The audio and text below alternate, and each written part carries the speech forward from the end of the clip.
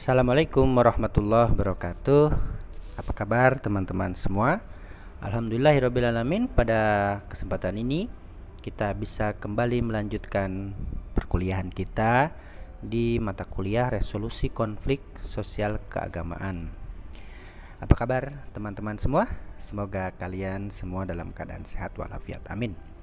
Sebelum kita mulai kuliah kita pada kesempatan ini, marilah kita mulai perjumpaan kita dengan bersama-sama melafalkan basmalah. Bismillahirrahmanirrahim.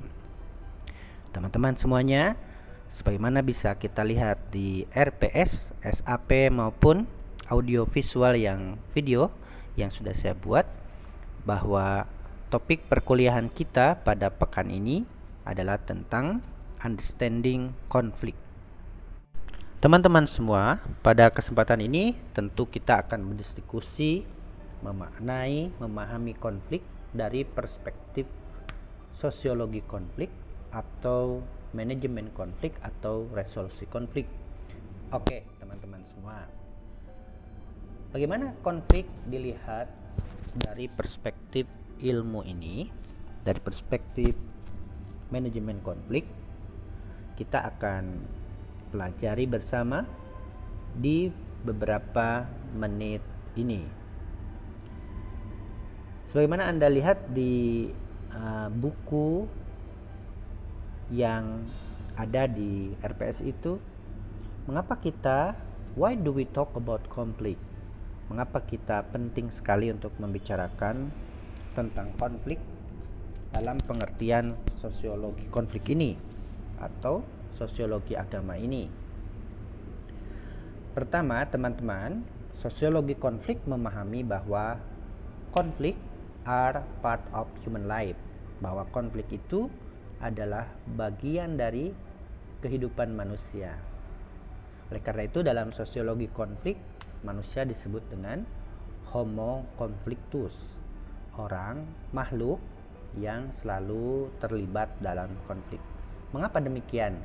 Nanti kita akan diskusi di setelah ini. Yang pasti kita secara sosiologis memahami konflik adalah bagian dari kehidupan umat manusia. Bahkan dalam kehidupan berkeluarga yang masyarakatnya kecil pun, konflik itu merupakan bagian dari berkeluarga, ada setiap saat.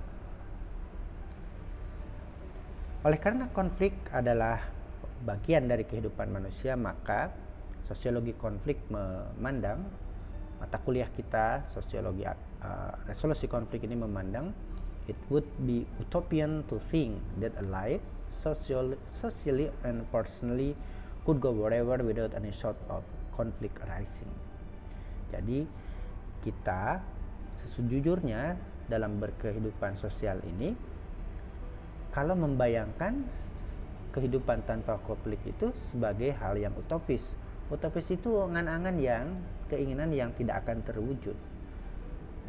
Nah, demikian sosiologi konflik memandang konflik, bahwa sesuatu yang utopis kalau kita berpikir mengharapkan hidup baik secara sosial maupun secara personal berjalan tanpa ada konflik. Karena itu tadi, konflik merupakan bagian dari kehidupan manusia. So, itu penting untuk kita pahami dalam memahami konflik, konteksnya dengan kehidupan sosial. Nah, bagaimana pengertian konflik itu sebetulnya dalam sosiologi konflik, sehingga konflik disimpulkan tadi, konflik sebagai atau hal utopis kita untuk memikirkan atau mengidam-idamkan konflik hidup tanpa konflik ini. Nah, dalam sosiologi konflik, apa yang disebut konflik ini adalah, ini dia, a conflict involves a position that often generate social conflict. Konflik itu intinya adalah an opposition. Konflik itu berkebalikan.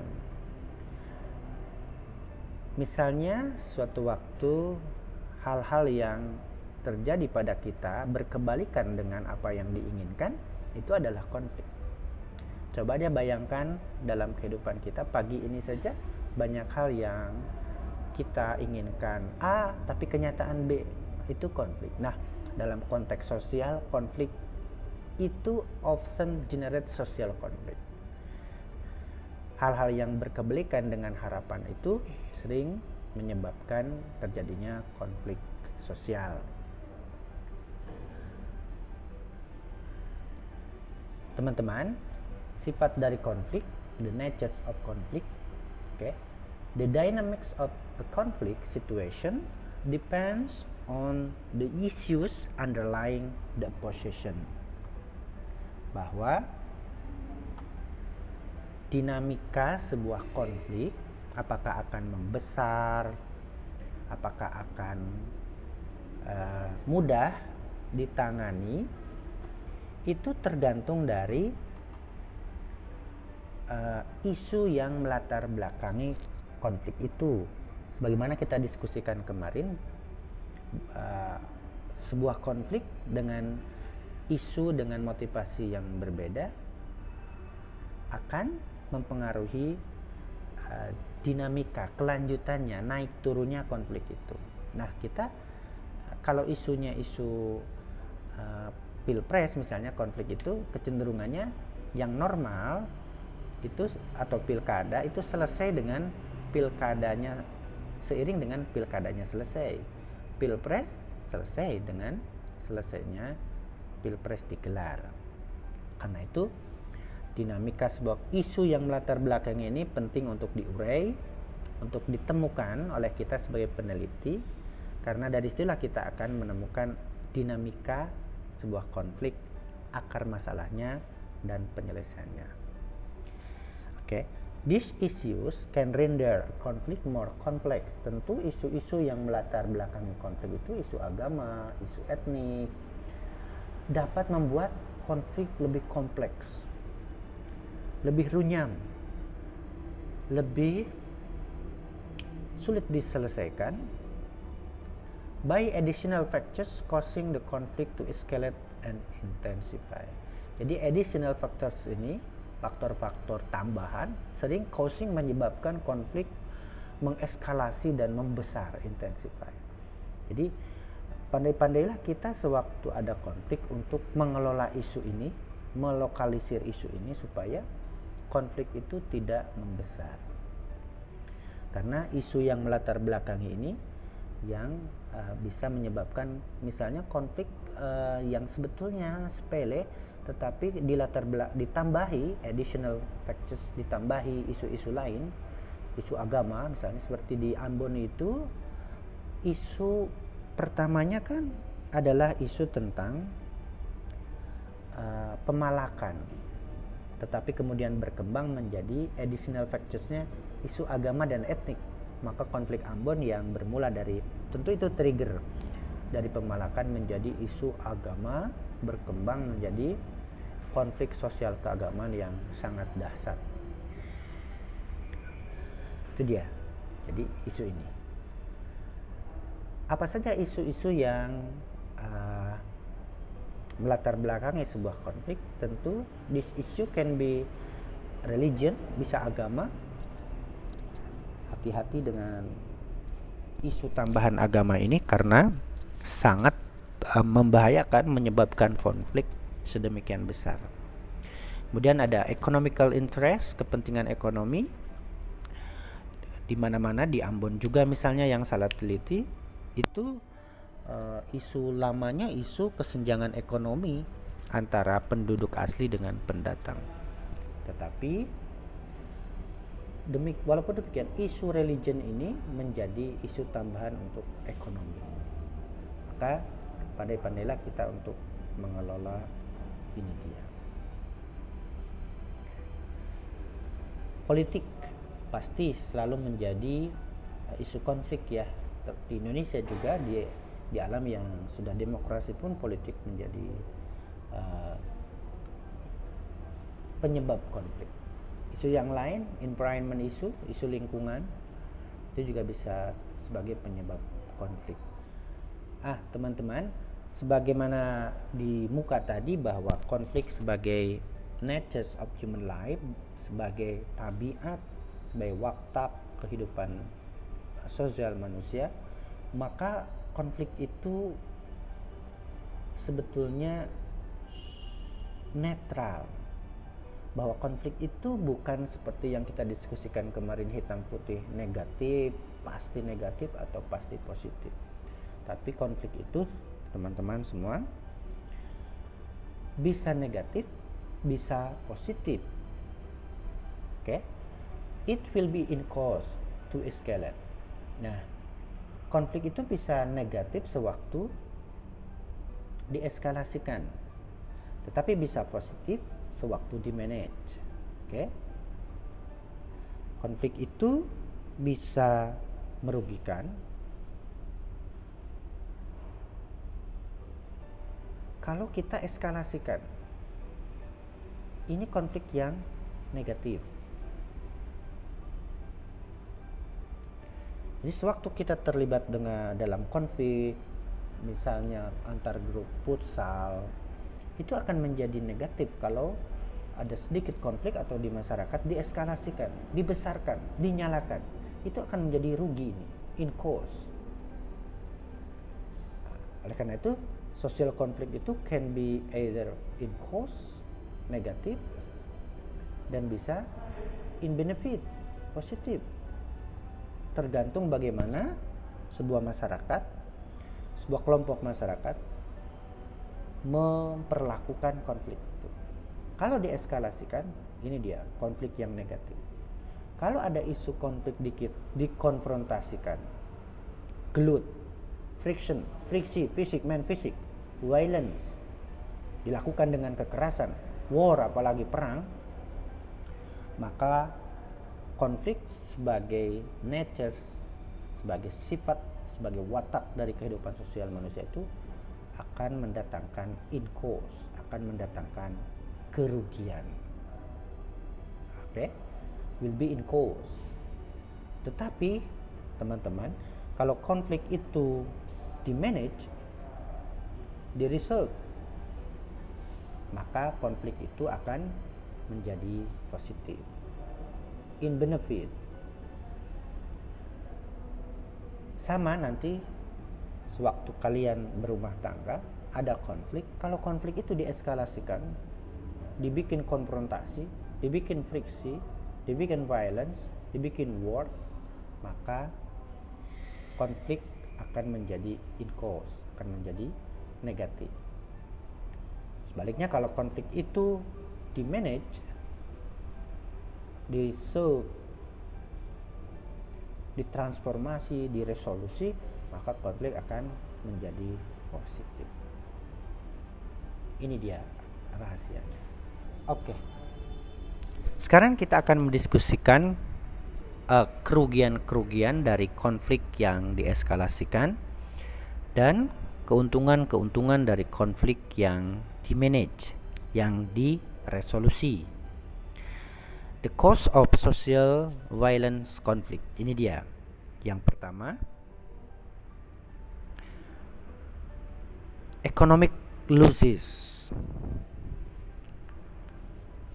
Di semua konflik yang dieskalasikan oleh dua pihak atau tiga pihak selalu menyebabkan kerugian sosial ini.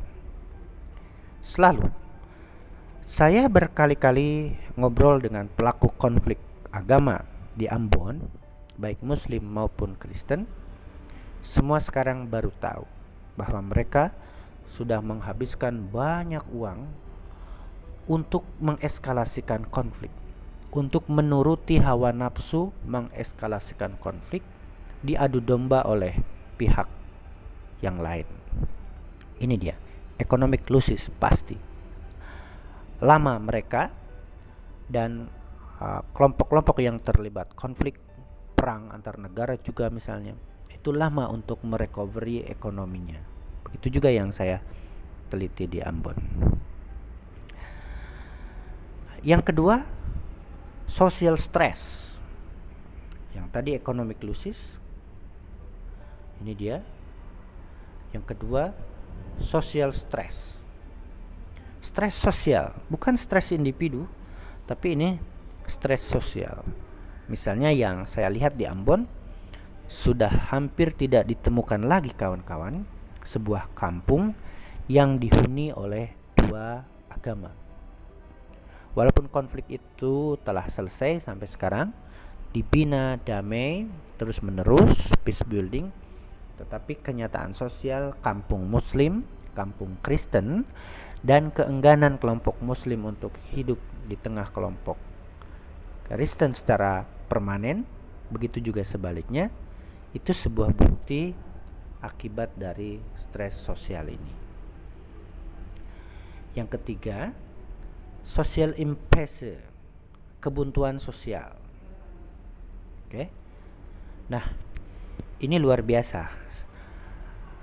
Sehingga ada yang misalnya yang saya lihat di Ambon, ada masyarakat Muslim yang tidak mau lewat ke suatu kampung sampai sekarang. Karena dulu sejarahnya misalnya saudaranya dibantai di situ.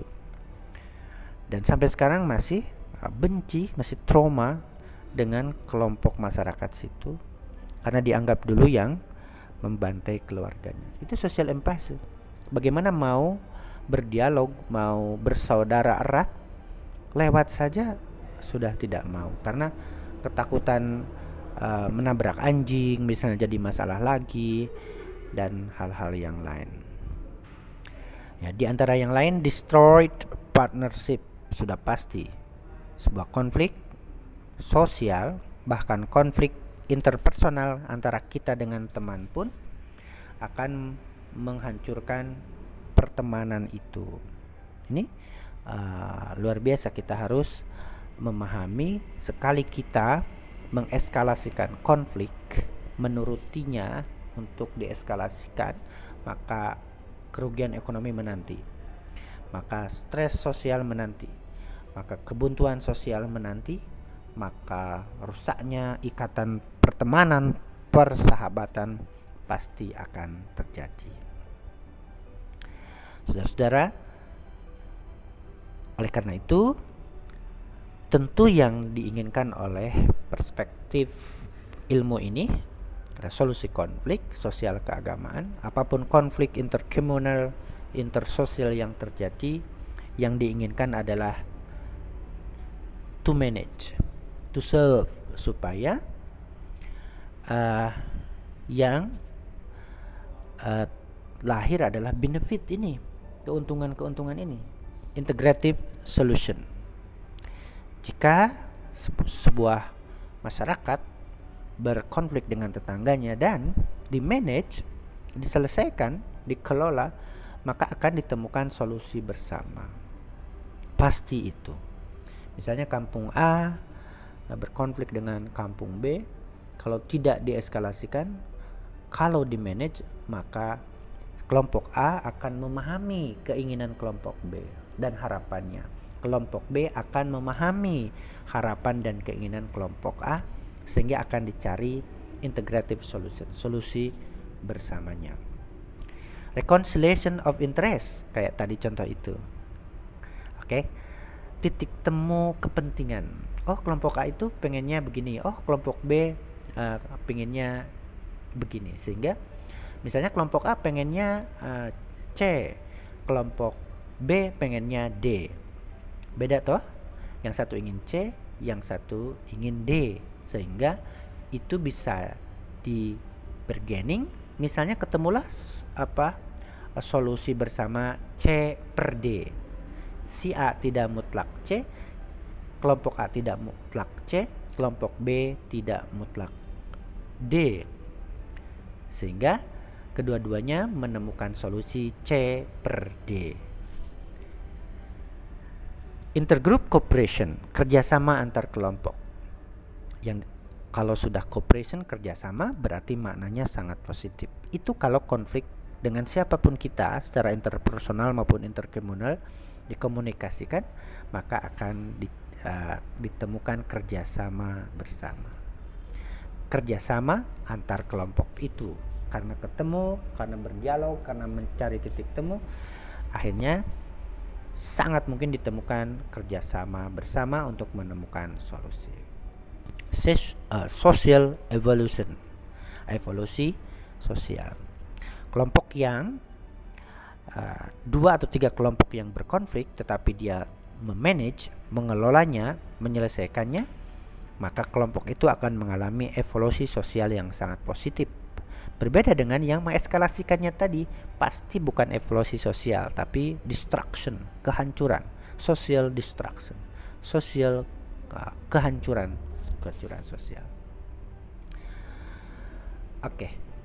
Nah, itulah arti penting untuk mengelola konflik, meresolusi konflik.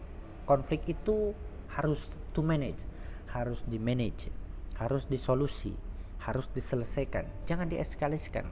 Kenapa? To minimize cost and maximize benefit. Konflik itu harus kita kelola secara sosial supaya meminimalkan kerugian-kerugian, minimize cost,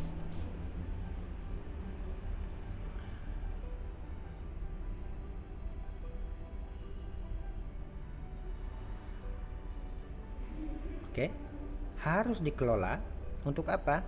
Untuk meminimize cost, untuk meminimalkan kerugian dan untuk memaksimalkan keuntungan dari konflik itu. Tidak ada cara lain kecuali harus dikelola konflik itu, karena konflik adalah fakta kehidupan kita. Kalau kita secara sosial tidak ingin terlibat dalam konflik, ya pergilah ke hutan. Jangan hidup bersosial. Nanti juga di sana konflik dengan siapa? Dengan monyet, dengan hewan, perebutan makanan misalnya. Nah, jadi tidak ada lain, kita harus manage konflik ini untuk apa tadi? To minimize cost, untuk meminimalisir cost, kerugian-kerugian sosial tadi, seperti economic losses, destroyed partnership, social impasse, dan lain-lain. Oke. Nah, conflict management atau resolusi konflik considers as collaborative approaches to dispute or conflict resolution as it focuses on social benefit cooperation. Nah, konflik manajemen atau resolusi konflik itu harus menjadi pilihan karena dia menekankan collaborative approaches. Jadi pendekatan bersama.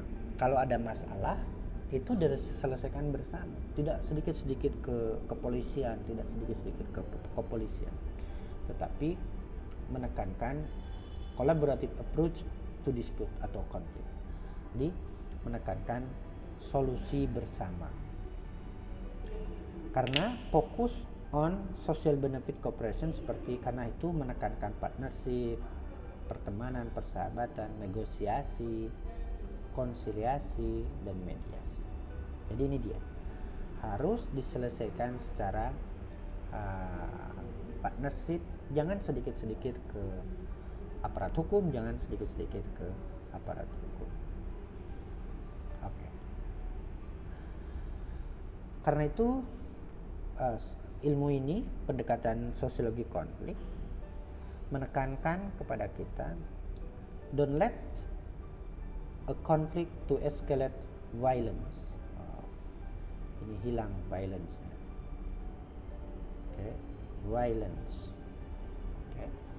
Don't let a conflict, jangan biarkan konflik bereskalasi menjadi violence.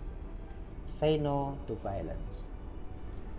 Sebelum konflik berubah menjadi violence, menjadi kekerasan, maka tidak ada jalan lain bahwa konflik itu harus di manage, to manage.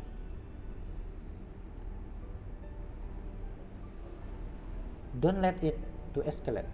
Jangan dieskalasikan, jangan. Karena kalau sebuah konflik kecil pun, konflik kelompok futsal pun misalnya, kalau dieskalasikan itu akan menyebabkan gelut, violence, tawuran, dan lain-lain.